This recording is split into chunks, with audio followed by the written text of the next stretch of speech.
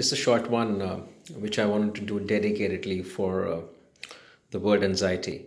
So, being a student in psychology and trying to make a correlation and integration with the spiritual sciences, I have come across one very common conclusion, which actually it's not so common, but it's but natural to understand. But people do not get the connect on this is when you call anxiety, and it's one of the uh, most uncontrollable epidemic across the cultures and globe. And actually, if you think anxiety is a perceived fear, which is irrational fear, which is not existing.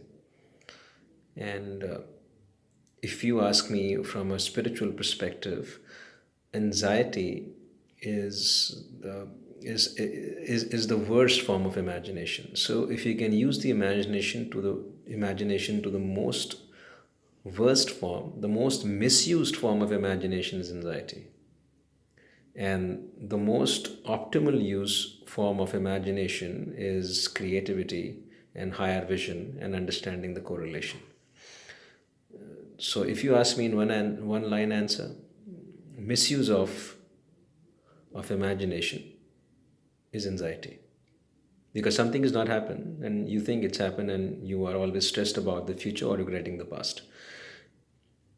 Because both are an imagination and it's been misused. And something has not happened, something may not have happened also, and it'll never happen also.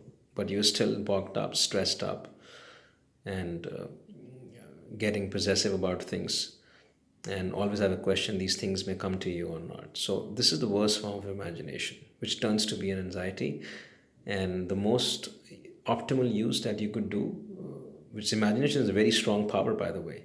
And if you can use it in the best way, is to have creativity and higher vision. And one needs to understand that the emotional intelligence and spiritual intelligence have a direct outcome to your day-to-day behavior. The way you feel, the way you behave.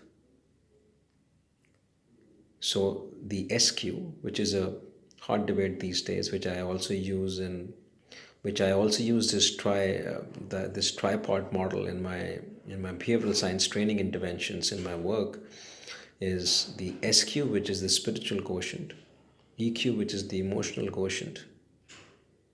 Both of them amalgamated together will show a direct impact on your everyday behavior and work life. So I'm saying go to the roots. Don't misuse the imagination. The anxiety stops. Thank you.